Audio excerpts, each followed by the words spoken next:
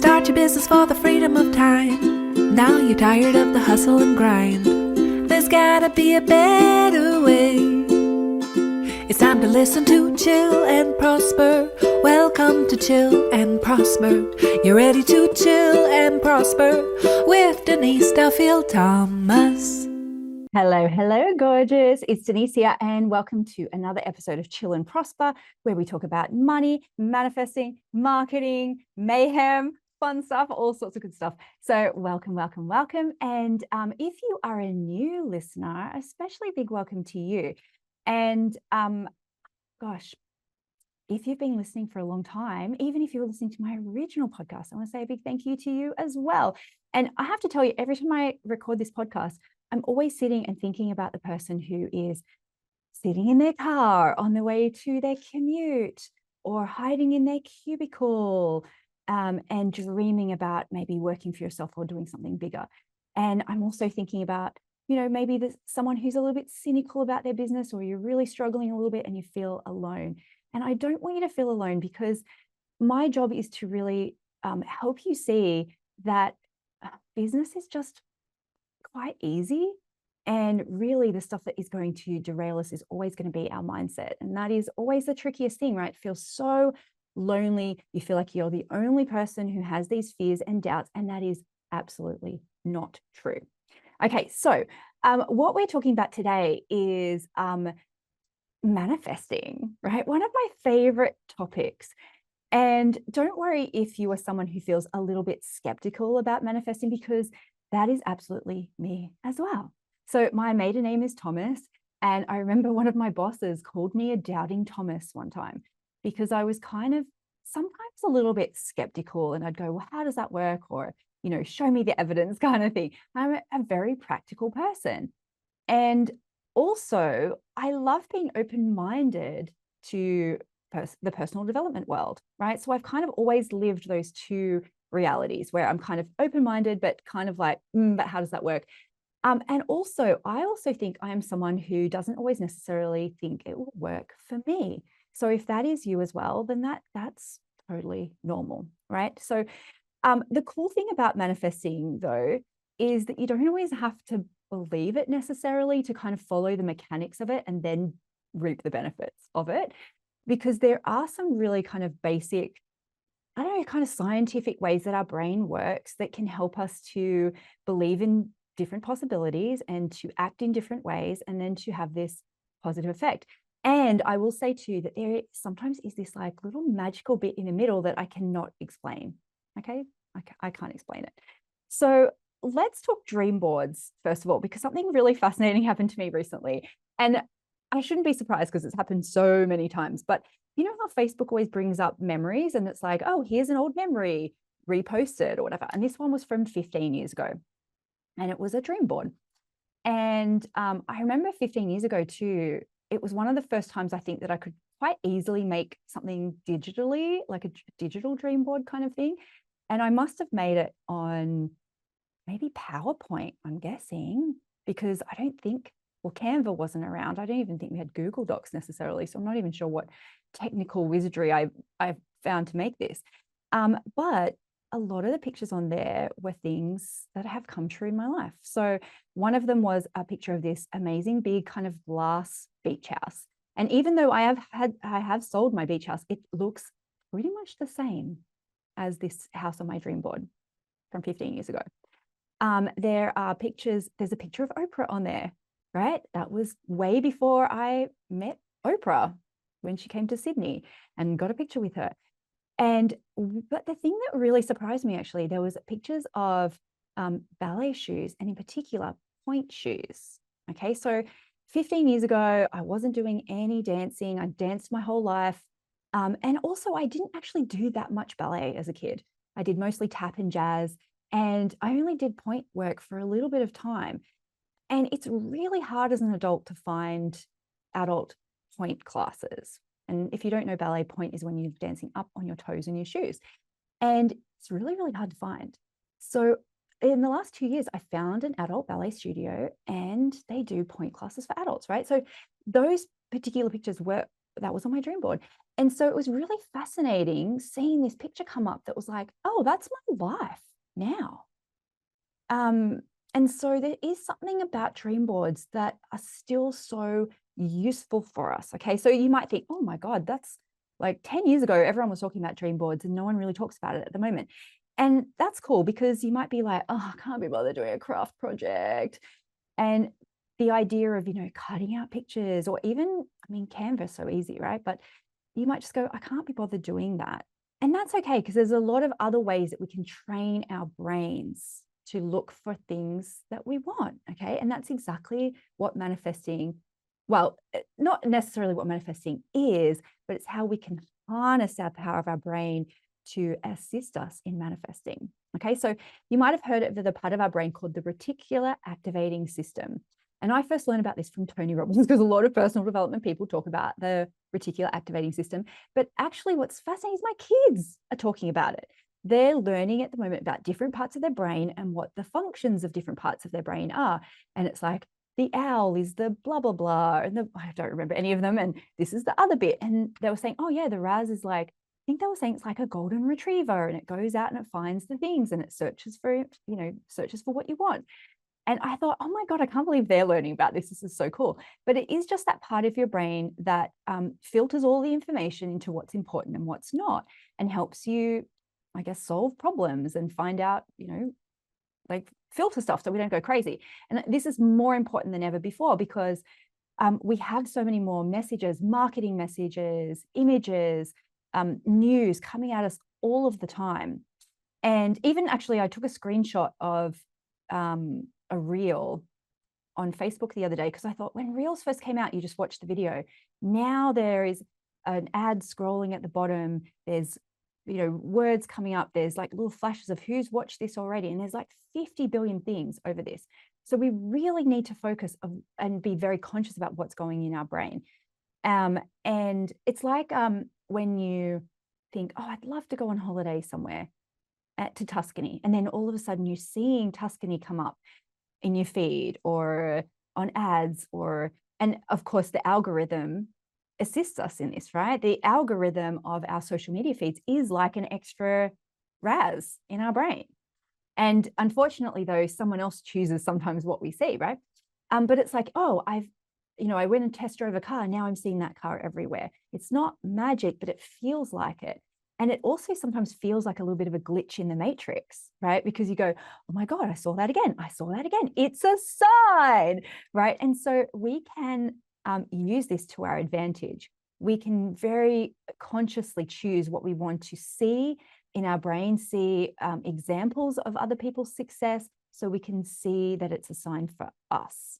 Okay, so dream boards are a great way just to remind you of what your goals are, but they're kind of useless if you just do it one time. Okay, so here's a couple of tips on how to always make your goals top of mind. So say, for example, you did do a dream board with like cut out articles or, little pictures. You can photocopy it and make multiple copies of it.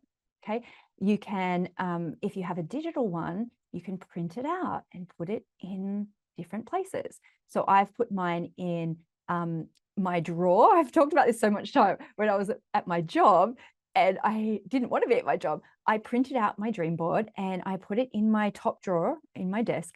So I would just open it up all the time and just look into it and go, that's my real life. Like that's what I'm aiming for. This is temporary, my job. That's what I'm looking for. But it was a kind of a sneaky way that no one else could kind of see it, right? So that's where you could print it out. I've put it on my fridge, which is obviously such a classic place for little dream board things, but the inside of cabinets. So in the morning when I open up my bathroom cabinet, oh, there's a picture of my dream board. And it doesn't have to be a full dream board. It could be a postcard of somewhere that you want to go on holidays. It could be a printout of a photoshopped image of your bank account. That was a really fun one for me. I was like, oh, what would it be like to have $1 million in my bank account? And I didn't make it exactly $1 million. I put in, lots of different figures and stuff and photoshopped it to look like my bank account statement and then putting that in different places. I put one in my wallet where the driver's license used to be, where it had that little window, right? And I put it there. and anywhere that would be unexpected. Because every time you see those images, you just don't know what's going on in your brain, right? Where you go, oh, that's right. That's what I'm working towards. Oh, that's right. That's what my real life is supposed to be. And it becomes normalized to you. But also, then when opportunities come up, which would help you to move towards that vision, it feels more doable. It feels like, oh, well, this is a foregone conclusion. Of course, I'm doing that because that's where I'm going. Also, you start to see those other things as positive signs. You go, it's a sign. I saw the thing. That's for me. And to be honest, I think success, sometimes really big success, especially big monetary success, it does take a little bit of a level of delusion sometimes, but not in a bad way. It's more that you have to kind of give yourself that courage all the time. Because otherwise, if you don't have that kind of layer of protection, layer of kind of delusion sometimes around you, all of those annoying things that happen in business, like, I don't know, getting someone emailing you saying you're too expensive, or someone being mean to you on the internet, all of those things don't really get a chance to pass through and to really hurt you, because you're just kind of like, I'm protected. It's okay. I'm doing it. It's fine. And you do need to be a little bit delulu, I think, sometimes. Okay. And don't worry if you're someone that's like, oh, I'm so worried that I'll be so delusional that I'll lose touch with reality and I'll be this horrible person. You're probably not going to be. If you're thinking about in that way, you're probably not going to be that person. Okay. So just imagine that delusion is just a bit of a like hazmat suit, a little bit of layer of protection against the awkward stuff that sometimes happens in business. So you can move forward and take action. That's why we do it, for no other good reason, right? Okay, so let's take a quick break, and then I've got some other tips for you to activate that RAS for good. Okay, see you in a sec. And what do you remember about boot camp? What are the lessons that you sometimes major ones. I think some of the other ladies here said it's the container of the Facebook group, and it's a safe space to talk about money, to be encouraged to talk about money, whether that's debt, leveling up, making $100,000 in a day. Like, I remember showing that post to my husband going, like, this happens. This is real. And seeing that possibility and coming from the mindset of there is endless abundance and the universe is never in recession. And when we see other people do it, it clarifies that it's possible for us. So I think that's probably the biggest thing, is that just having a safe space to talk about successes and understanding that we have similar, frustrations and fears and worries about, tax and accountants and all the rest of it. And that mum guilt comes in, and like you mentioned earlier before, and that you've made your bed and you need to lie in it. Well, no, we can pivot and we can change and make our business the best way that it suits us. I think that's one of the biggest. Permission is a big one that I've gotten from your courses, is that it's clarity on that I get to do it my way, and there's no other reason that I need to fit into a box to make anyone else happy. And so I think incremental upgrades has been one of the big ones for me.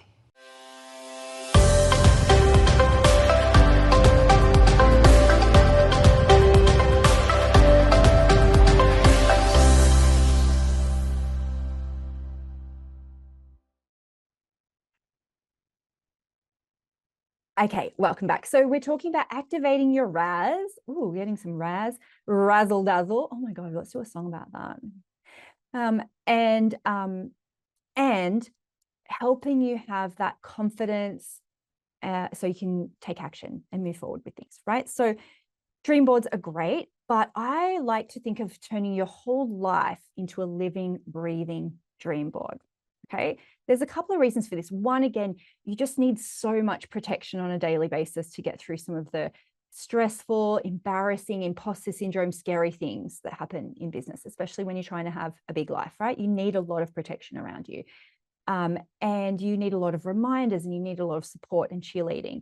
And if you don't have that in your life, if you don't have people who support you, if you don't have a partner who really truly understands the vision, or you don't have a lot of business friends yet, you kind of have to make them for yourself, right? So, in Castaway, how Tom Hanks has his basketball friend Wilson, if you've seen Last Man on Earth, A similar thing happens, but it's like he has like 50 of them. They're like little balls and little tennis balls and big things. And you have to kind of pretend that you have all of these cheerleaders in your life if you don't have them yet, right? And so that's what some of these, I call them money anchors in Money Bootcamp. You're very aware of them. We talk about it all the time. There's a lesson in Money Bootcamp about it, about how you can create these little moments in your day to bolster your confidence. Okay, so yes, we've talked about the dream boards, print them out everywhere, as I said, but also, like, because you can have them digitally, you can put them on your phone screensaver, your computer screensaver. You probably have a smart TV now, and often you can choose what photos your screensaver puts up, right? And it can scroll through all the photos. So you can have a folder that is just dream board images, right? You just like the dream house, the dream life, whatever it is, just to feel really good on a daily basis. Okay. So a famous one I've been talking about for years, you've probably read it in my book, or you might have heard it somewhere else by now, is your password. So your password for your computer that you might be typing in a dozen times a day, have that be one of your goals. And yes, you can put a capital letter and you can put some asterisks in it. Don't freak out. It's still safe. It could be your income goal, and that is a really fun way every time you have a new income goal as well to update that. And take a moment, you won't always take a moment and go, oh, is it for me? But sometimes you will, and it'll just be like, oh yes, that's what I'm aiming for. And sometimes it's just enough to give you that little boost of confidence to then go and do the work, right? That's what it's about, to go and do the work.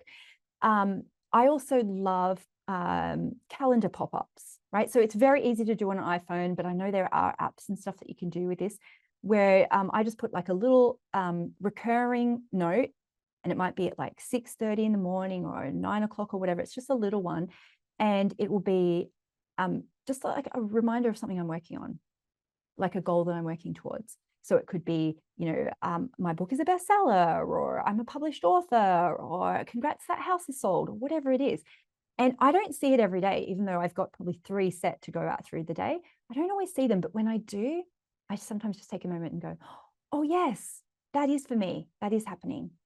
Okay, so those little things, they only take a couple of minutes to set up, right? It's not going to be like an onerous thing.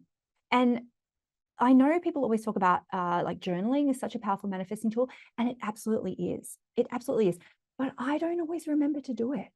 I've got ADHD. I'm super lazy. Even the other day, I was trying to find something to write on, and I was like, well, I don't even have a pen, So yes, absolutely. Keep doing your journaling. Keep writing things down.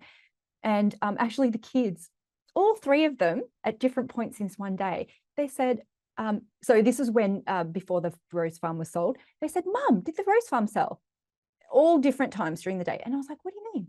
And they said, you wrote in your diary, the rose farm sold. It's like, first of all, what are each of you doing reading my diary independently? Why? And then I said, no, I'm manifesting it. I'm writing it as if it's already happened. And they're like, oh, okay. And I'm like, can you stop reading my freaking diary, please? But when I do that and write it in my own hand, I do feel like it is very powerful, right? But I don't always remember to do it. So these little money anchors are just such a great thing that you can set up once. That little calendar entry can be a recurring thing. You can have your digital dream board on all of those devices. It only takes a couple of minutes. And similarly too, I like to try and find really random things to do. So you can rename your Wi-Fi. You can name your devices. So like my computer had a name, and it was like Denise's $1 million machine, right? So every time you airdrop something to yourself, you're like, oh, Denise's $1 million machine, Denise's $1 million iPhone. And those things kind of make you laugh. And also, again, just be that little jolt of confidence, right? You might have a bank account that you can change the name of. So mine is like, Money Loves Me, or Denise's $1 million account. And most of the time you can just do that on your app, right? It takes no time at all. You can, this is a really great one too. What is the signature on your email? Okay, so when I was first self-publishing my book, And I felt a lot of imposter syndrome about being an author. I put author in the bio at the bottom of my email signature, and it just said Denise Duffield-Thomas, author and coach, something like that, right? So anyone else reading that would have just been like, okay, she's an author. And people would just believe me about being an author. They'd go, oh, you've written a book. And I'd be like, yeah, self-published, doesn't really count.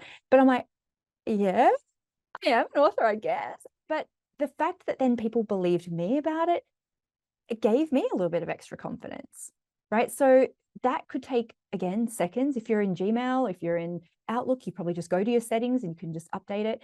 And again, you might not see it every time, right? But you're building belief in other people. You're building belief in yourself, nanosecond by nanosecond, right? And you think, again, what's this got to do with the law of attraction? It is because it's training your brain to believe you are something. You will then act in certain ways. So then people will go, oh, you're an author, can you come on my podcast and talk about your book? Okay. Like it can just lead to positive things. Okay. So tiny, tiny, tiny little things like that, renaming devices, changing your password. And I know if you've been following my stuff for a long time, you've heard this a million times before. Okay. And I'm sure you have, but when's the last time you updated those things? Have you let some of them slide? Have you kind of stopped believing or stopped seeing them?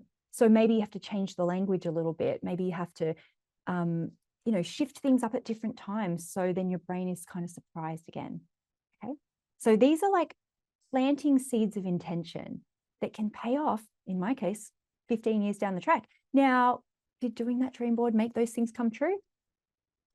No, but it's like one little nano part of it. And you never know what's the thing that someone's going to see, and go, oh, she's an author. Oh, okay, that's interesting. I might read her book. What's her book? You can put links in your bio, all of that kind of stuff too. And I think this is where the skeptical brain starts coming to, and you go, well, again, and I go, it's just training your brain to look for opportunities. Okay, so there's a book called The Luck Factor. I think this is a really great book for skeptics to read. Richard Wiseman, I think, and he has done studies on luck. And he's had people come to his a research day, and it was like, are you lucky or are you an unlucky person? And people had to come to the center to do this study, and they had planted money outside of the building and asked people, did you find any money today? Or did anything lucky happen to you today? And people be like, oh yeah, I found money. And it was overwhelmingly the people who self-identified as lucky. And so the people who are like, nothing ever happens to me, I never win anything, they're not looking, they're not scanning, they're not even seeing those opportunities. And sometimes when they do see them, they go, oh, well, I never find money in the street, so that's not for me. Or I don't know, there's just something there. And I was at the county fair, with all the games and stuff.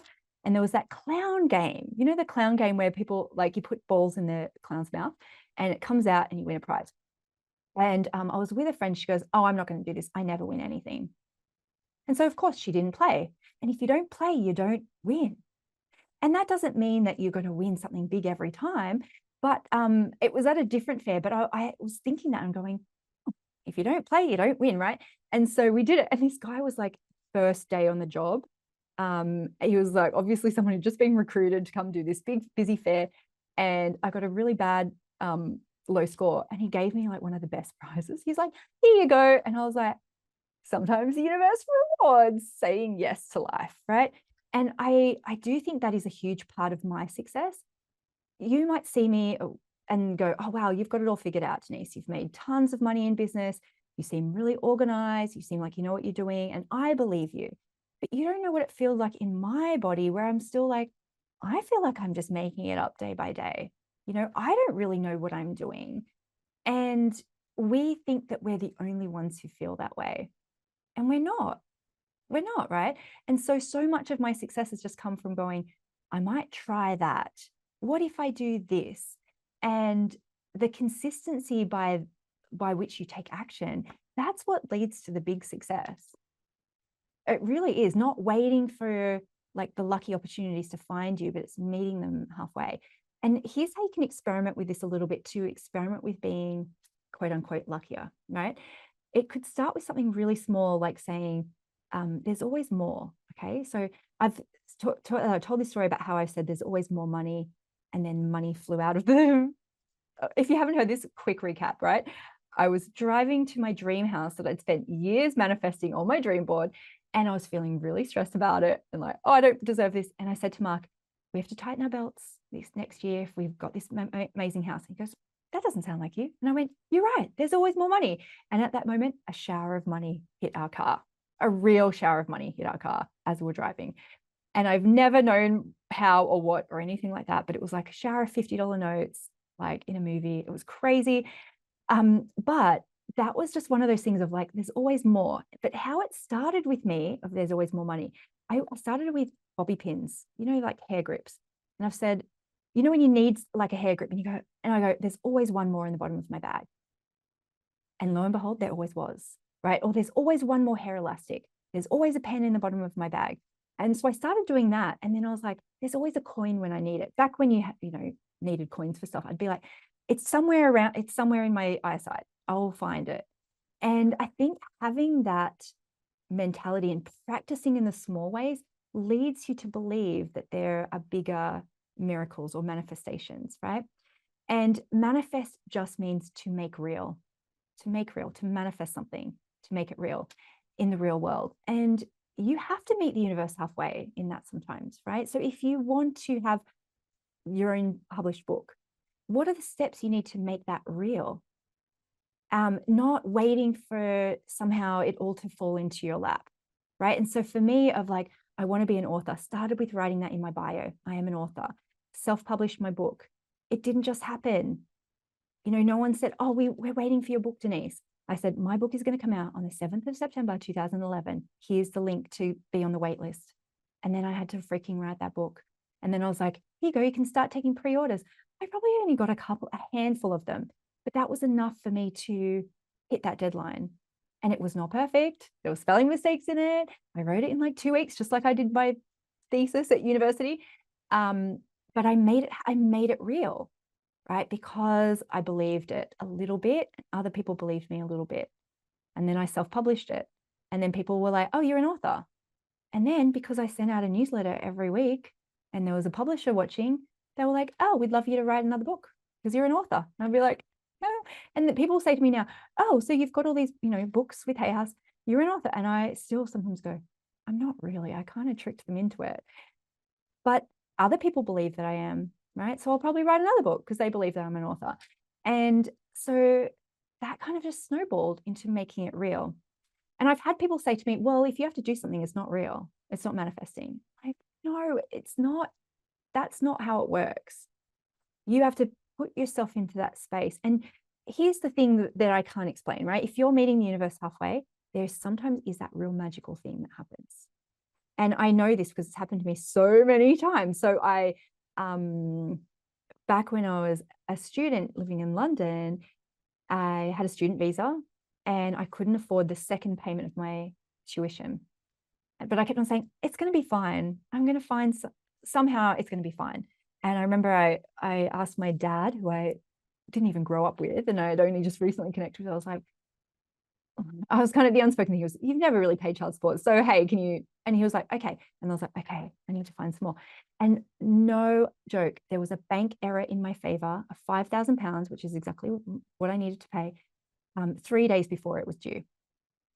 And it was just like, oh my God, I had to pay that money back. The bank was like, oh, okay, thanks for that. We'll convert it into a loan. But they weren't going to give me a loan before that, right? So there's just something that happens when you just like, I'm moving forward anyway. I wanted to become a coach. And a friend of mine said, you know, you just won a life coaching course. And I'm like, what do you mean? She goes, oh, I was on a webinar last night and she called out your name as one of the winners of the life coaching course. And I was like, okay.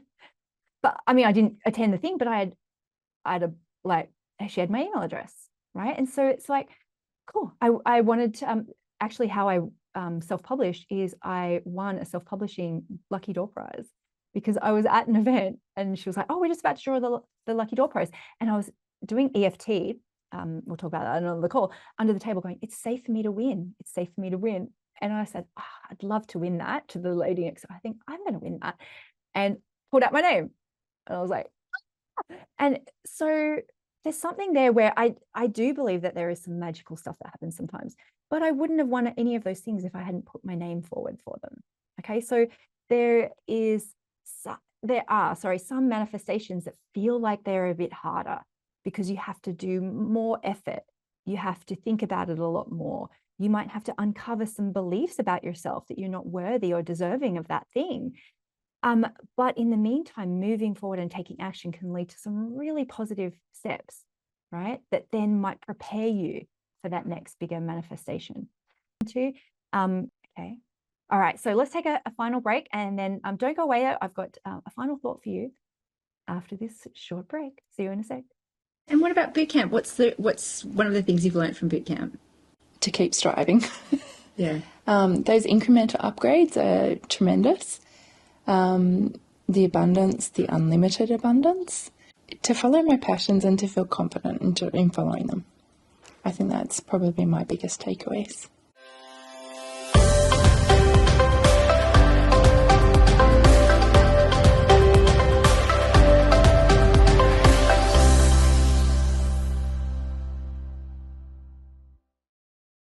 Okay, thank you for this episode. And I know some of you are still skeptical, and that's okay too. So all I can say is, go and do the mini course and just try it. Try it as an experiment and just do it, just do it, right? And also, if you've been around for a while and you feel like, oh yes, I used to do all of those little manifesting tips and tricks, and I've kind of fallen off the radar a little bit with them. I did the same thing. I was like, oh, manifesting's not, and I went, oh yeah, I've kind of lost that little starry-eyed, naive delulu-ness that I had a couple of years ago, where I was doing those things religiously, and I'm going to go back to doing them a little bit more, and anchor them back into my life. But my final thought for you is, dreaming is free. Dreaming is free, and sometimes we don't even allow ourselves to dream the dream. We don't even allow ourselves to look for the picture of the dream house, let alone go to the open house and go and view it, right? That's one of the steps for sure. But you don't even allow yourself to dream and to look. And you think of the message that is sending to the universe sometimes of like, wow, she doesn't even believe, or they don't even believe that they're allowed to look. So they're not ready for this. They're not ready for this manifestation to come to their life because it would freak them out too much. And so all of this stuff of dreaming and feeling and acting as if and believing that it's for you, that is kind of practice and rehearsal for the real thing. And I know some of us have had, some bad things happen in our life, and we've been let down, or, some of these things haven't happened as quickly as we would like. And sometimes that makes you feel something about yourself, that you're not worthy, you're not deserving of things. And that's not true. It's not true. But no one's going to dream it for you harder than you can dream for yourself. So you have to give yourself that permission of even just dreaming in the first place. Okay, because why not you? You're allowed to have whatever you want. Other people have done it, and you're allowed to do it as well. You're worthy of everything your heart desires. And so the first step is to give yourself permission to look at it, print it out, imagine it, daydream about it. And dreaming is free. Okay, so I can't wait to hear about what is manifesting for you. And of course, I love collecting stories of that too. So one story someone sent me is that they went, oh, I want to join Denise's money boot camp. And they won the money somehow. I can't remember if it was like a fruit machine or something like that. They were like, I never play this, but I'm going to do it. And they won the money for it. And I do hear stories like that quite a bit. So I love hearing them. You can always send me a DM and tell me those funny manifesting stories. And yeah, I'll see you on next week's episode. Keep in touch and let me know what manifests for you. All right. Love you. Bye. Start your business for the freedom of time. Now you're tired of the hustle and grind. There's gotta be a better way. It's time to listen to Chill and Prosper. Welcome to Chill and Prosper. You're ready to chill and prosper with Denise Duffield-Thomas.